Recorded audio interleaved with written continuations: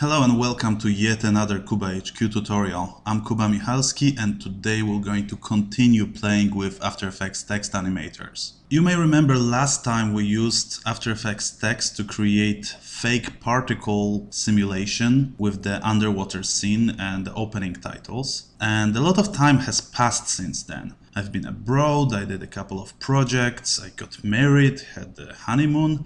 Now I'm back and I have something really cool for you. I've created a free preset which is available for the download together with these tutorial files, which uses text animators to splash paint over your designs. In this tutorial I'm going to first explain to you how to use this preset, and then once you're familiar with it, we're going to create something like this.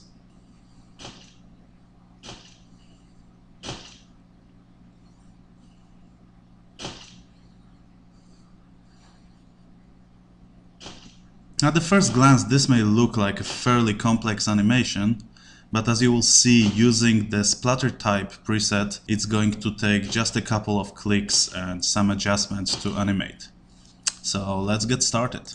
First of all, we need to bring SplatterType into After Effects, and to do that, navigate to whichever folder you saved the project files in and import the QubaHQ SplatterType AEP file. And this will result with a folder with two compositions inside. I'll discuss them just in a moment. So how does SplatterType work? It uses a font created by WC Fonts called WC Resus A. I mean, I'm pretty sure you could do it using any of those fonts as well, but I chose the first one on the list. Resus A is a dingbat font, which means instead of typical letters, numbers, and special characters, it contains illustrations. So if I create a new composition right now, and I see I have some leftover from the project I was working on, with another type, just write a typical A, B, C, D, E, and then change the typeface to Resus, which actually goes under W since it's a WC Resus. You will see that each character turns into a series of splats. Now, if I increase kerning, you will see that this is A, this is B, C, etc. For the SplatterType preset, I've used the entire uppercase, lowercase alphabet, numbers, special characters, utilizing every single splat that exists in this typeface. The result is nothing short of awesome. Let's have a look. I'm going to open the Splats composition, and you can immediately see quite a typical setup used by many grunge videos. And if I play it back right now, it takes a moment to render since there's a lot of characters in it. You can see it creates a fairly realistic splash of paint. Now this wouldn't be too difficult to animate by hand, let's be honest. But if we look under the hood of the SplatterType, you will see that there's quite a lot of stuff going on. Expressions, settings, links, you name it. I worked quite a bit on creating it, and I think it was well worth the effort. The cool thing is that unless you really want to examine what's happening in this animation, you never need to open the text properties. All your controls sit in the effects panel, and using these and transform properties, you can do a lot of complex stuff. Let me show you. The first property, called animation percentage, adjusts where does the animation start, meaning there are no splats on the screen whatsoever, and where does it end, which is where all the splats have grown to their full size. It's best left at a pretty short timing. I'm using 7 frames in here, since ink splats generally tend to be something that happens really quickly. Amount of splats lets you decide how many different symbols you're going to be using. The maximum amount of symbols is 94, and I didn't want to make you memorize this number, so I'm using percentage in here, 100 being all 94 of them, and 0 being none. So as you see, as I increase the value in here, we're introducing more and more splats to the screen. Next setting is the spread, and this will let you decide how much of an area you want to cover with those splats. By default, they are all centered at this center point of the layer, but as I increase the horizontal spread and vertical spread, we're starting to get something quite different. We can still hit preview and we'll still animate as it's supposed to.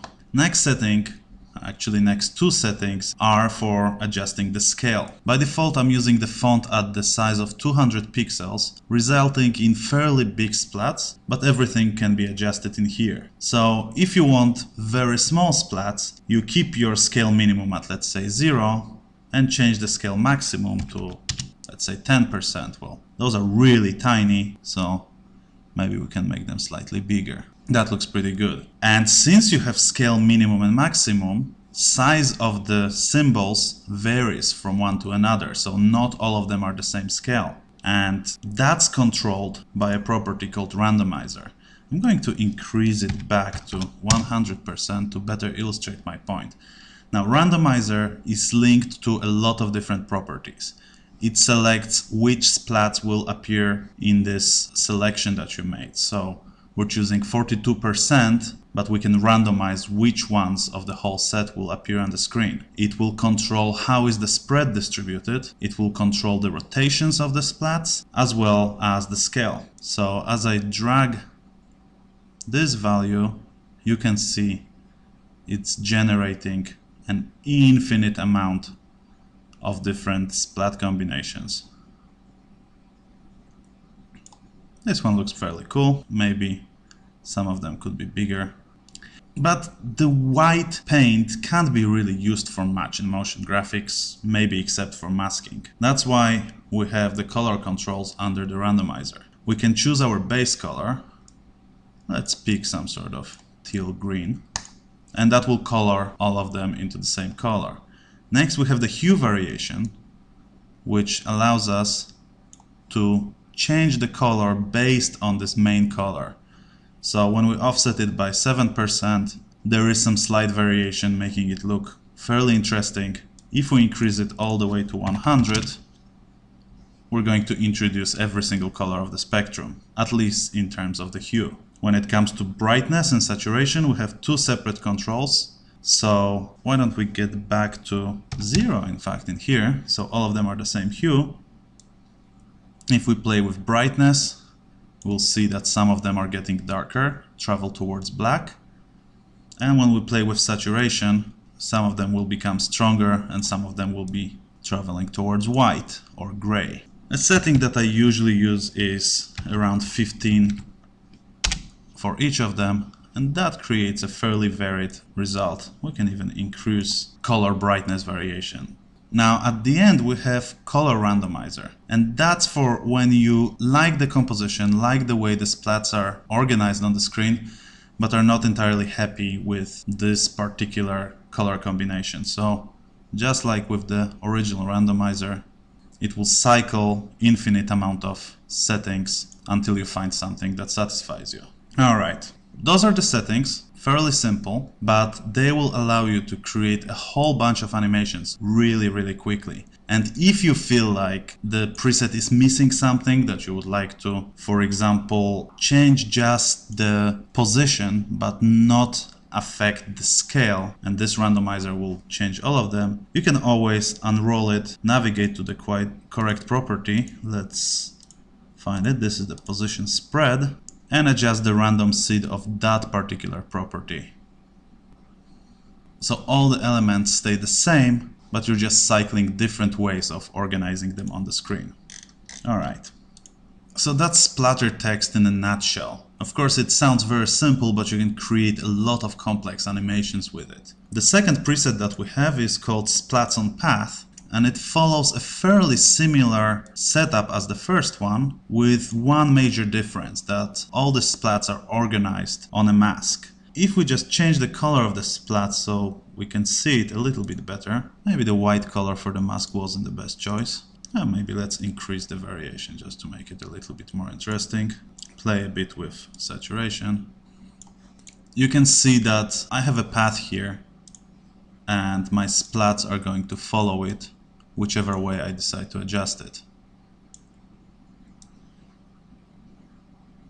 And while the first one, the original splats, is fairly random, this one will reveal splats in the same direction as the path unfolds, permitting you to do some sort of directional wipes and controlling the splats a little bit better. This is pretty dark, I think. We should make it brighter. And there's a couple of settings that are slightly different than the original one.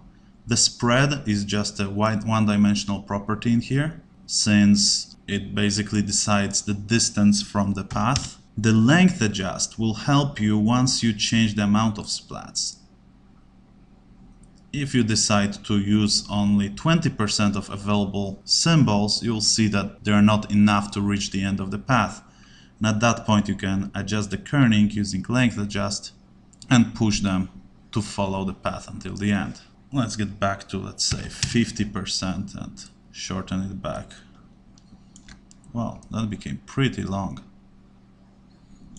Other than that, you have the usual selection of scale adjustments, the randomizers, and the color controls. So now that you have a basic understanding of how this preset works, let's put the SplatterType into test with a new composition. Alright, we still have this one, which is right now empty. We've been testing our font in it. And let's introduce our main actor, which is some guy standing back to the camera called Painter Without Paint. I have no idea what is it all about. I found it in one of my abandoned project files, but he may serve a good purpose in here. Let's create a simple 3D scene with him and start splashing some paint. So we're gonna start by creating some sort of background, make it composition size, keep it as some sort of light gray. I don't want to use too much color in this composition since I really want the colorful splats to stand out later on. Let's set it to fit up to 100 so we can see the whole thing. Let's create a new camera. 35mm preset is just fine. Rename it into background. Make a copy. Create a new solid out of that copy with white color. Call it sky. We can apply a rectangular mask to this one. And I don't know if it's very visible. I have my helpers turned off. Let's scale it up just a little bit.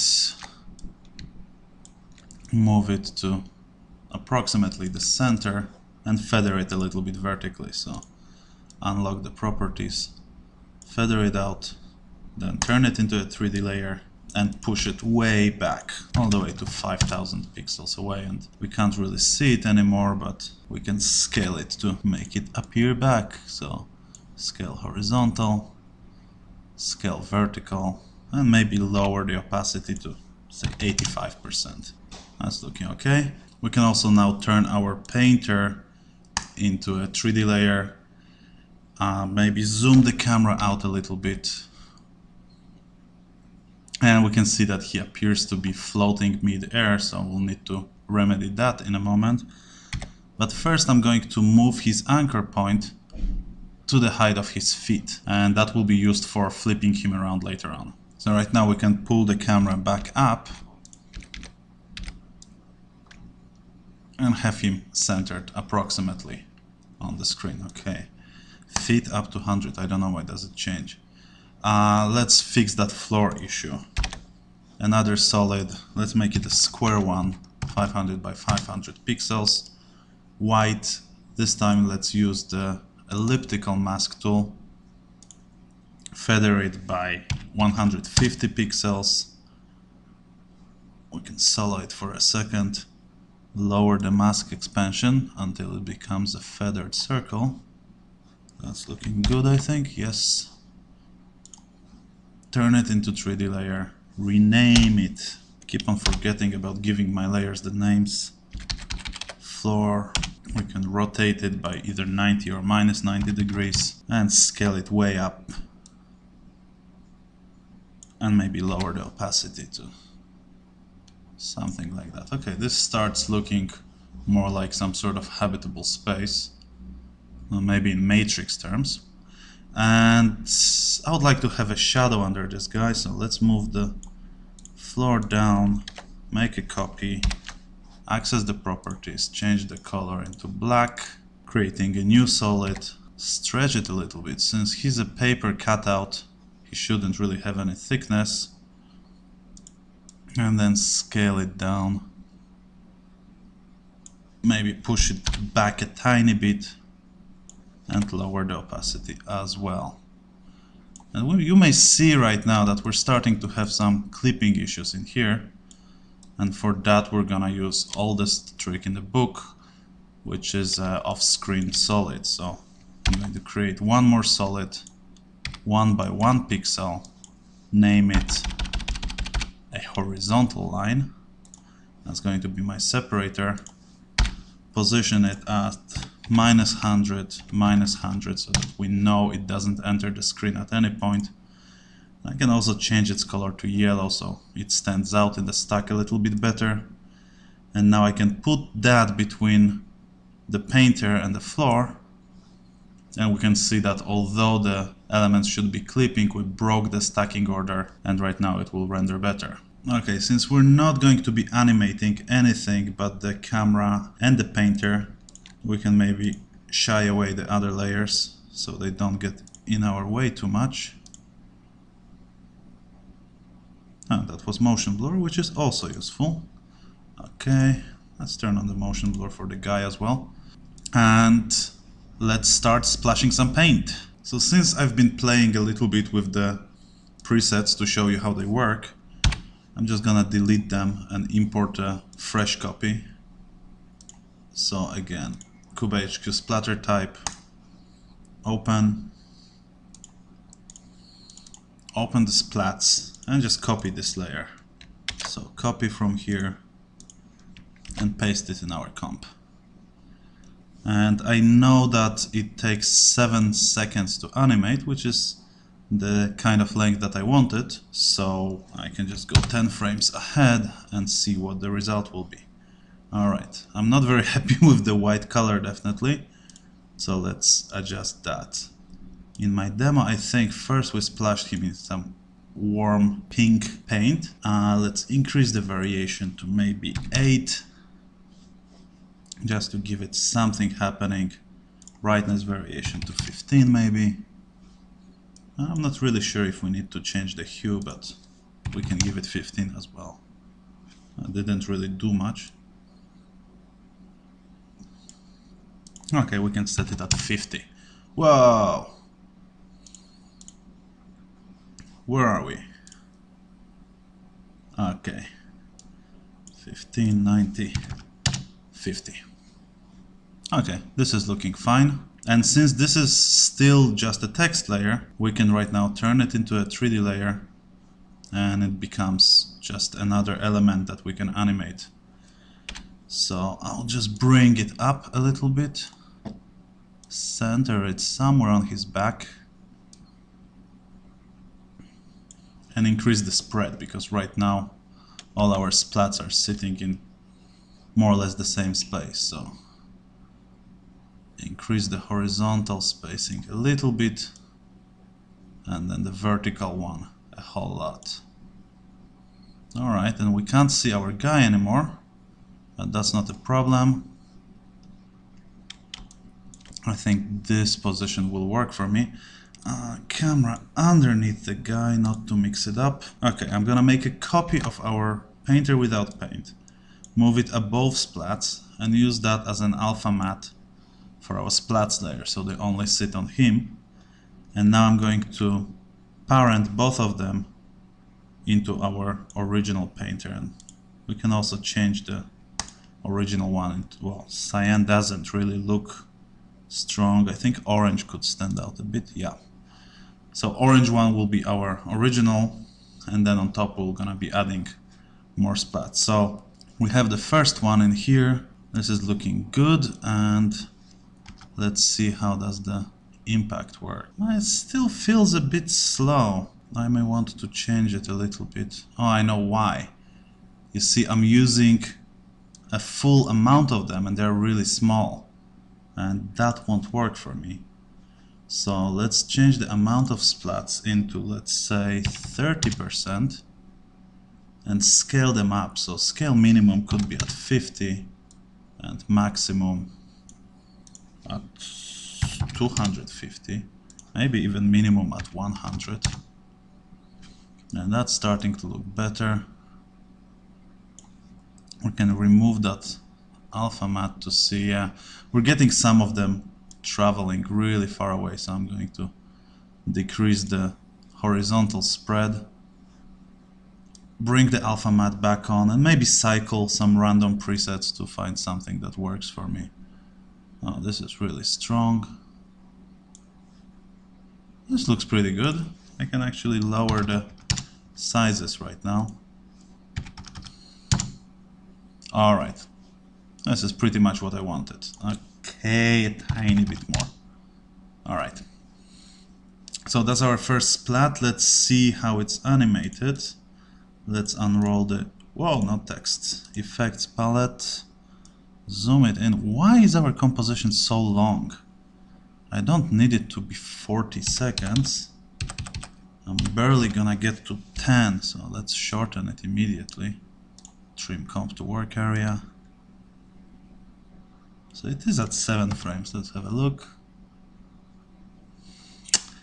Okay, see what I did there? I started adjusting it at the midpoint.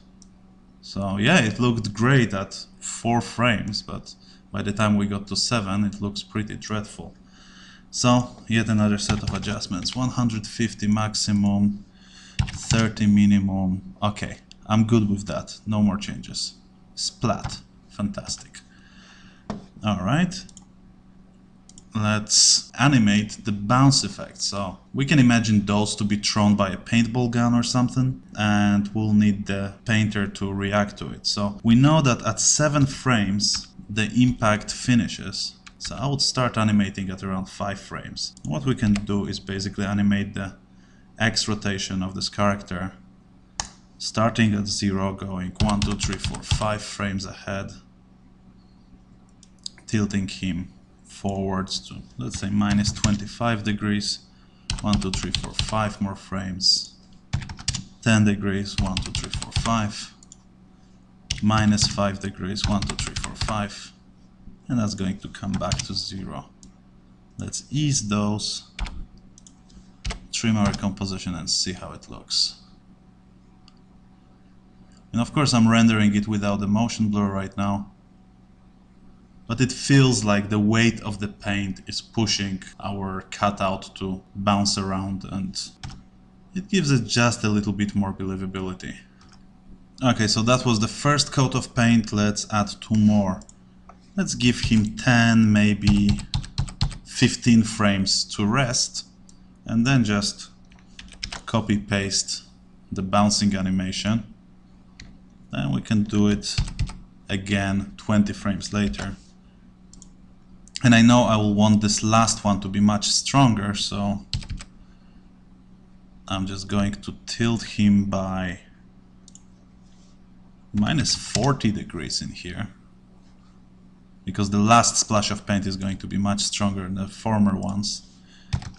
So I'm basically increasing the values of all of those to minus 40, 20, and then 10. Maybe actually I can add minus 5. Whoops, that's supposed to be positive 5. 1, 2, 3, 4, 5. And then to 0. And I can even stretch it out a little bit so it moves slower. So this is going to be our full range, and I can also come to the first frame of the bouncing animation and put a marker on our splats so that it's easier to align. So let's make a copy of those splats right now. Move them to the correct position, so align the marker with the second wiggle. Let's zoom out. That seems to be correct. And from the earlier experiments when I was doing the test video, I know that once the motion blur is enabled we can get some clipping issues, so I'm going to get a copy of our separator and put it between each group of splats and between the painter himself. Anyway, this is our second splats layer, and that was supposed to be green, I believe. So let's change the base color into green. Let's find some fairly nice color. something bright, maybe a bit more yellowish. This is looking good. And as you can see, it got randomized into different settings already. But I can again play around with the randomizer a little bit until I find some setting that looks good to me. This is kind of fine. I think I'll want to spread them a little bit more horizontally. Yep. And I can also move the whole layer down a little bit, so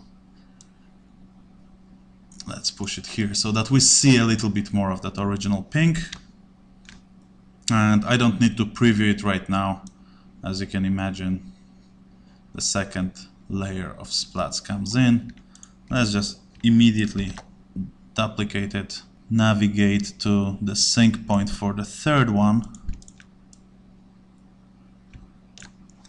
and those are going to be blue. So change the base color into blue. And you see what's happening right now. Since I haven't put the separator yet, the blue, even though it's on top here, it looks like it's below. Or I'm stupid. Yep, it is below.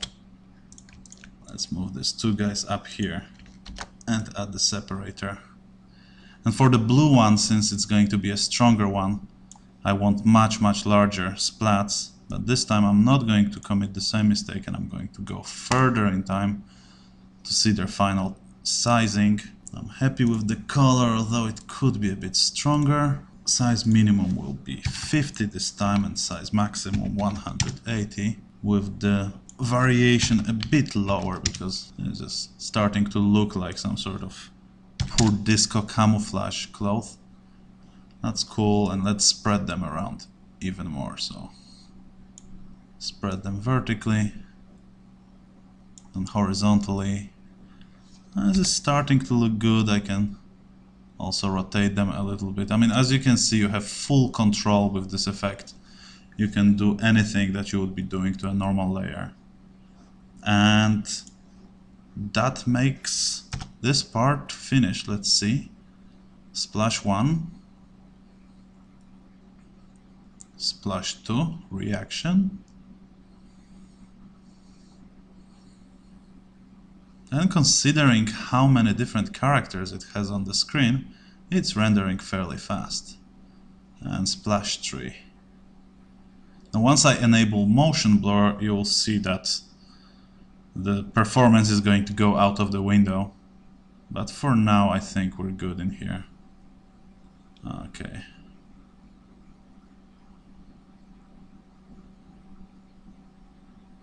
Alright, it's looking good. But this paint is all nicely masked by his body and nothing happens to the floor, so I think that's the ones we should add right now. And to do that we can just use a copy of existing splats that we already have on the screen and just modify some settings and put them flat on the floor. So let's take our original pink splats, make a copy of it, drag it to the bottom of the composition, and at this point actually we can turn off the track matte. At this point I need to unshade the layers, put our splat underneath the shadow and place a couple more separators to organize the stacking order a little bit better. Now I could offset those layers by 1 pixel up, 1 pixel down and get rid of that stacking order problems this way, but I don't mind, it's fairly simple. Anyway, position, let's reset it. So that should be on the floor. Let's rotate it to -90. It looks like anything but the floor, but we'll see it in a moment. Let's see, where is the position of our guy? And where is the position of our splats? It's identical, so it's just an illusion that it's not there, I think. No, it's still parented, of course. Alright. Unparented and then reset the position. Yep. Now it sits nicely on his feet. Looks like he's bleeding. That's not exactly what we want it to look like, so let's increase the spread. Let's make it like 600 by 800. maybe even more. 800 by 800. Let's not be shy. 1,000. Doesn't cost us anything more. We can increase the amount of splats back to 100 to use all of them, and decrease the overall size. So minimum 30, maximum 100 perhaps. And that works pretty good. We can also move them a bit. Wow, that's our guy. Come back, Mr. Painter. We can also move our splats a bit further away so that they mostly group behind our character.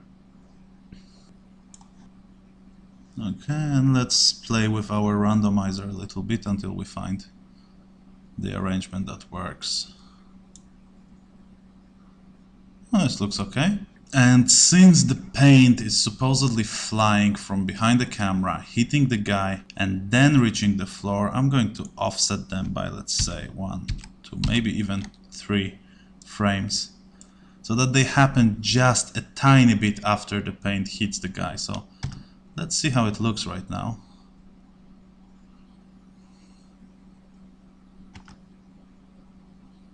It's looking fairly good, I think. Alright. Copy the splats, change the color to, what were we working with? Green, yellowish green if I remember. A bit darker. Move it to the sync with the green splat and offset it by 1 to 3 pixels. And since right now they have exactly the same settings, they overlap, so again we can mess around with the randomizer a little bit.